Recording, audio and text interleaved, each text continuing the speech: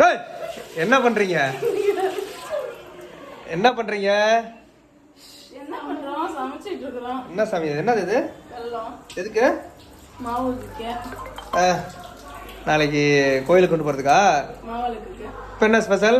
இட்லி, சாம்பார், சட்னி. கண்ணுல எரியுது. வெங்காயம் வந்து எரிதான் செய்யும். இட்லி வந்துருக்குமா? அந்த அளவுக்கு சுடாம இருக்கா? சுடுது. இட்லி ரெடி. இட்லி சட்டியோட வருது.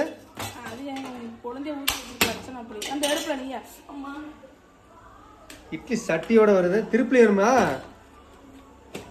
இட்லி வந்துருச்சு. இட்லிக்கு என்ன இது?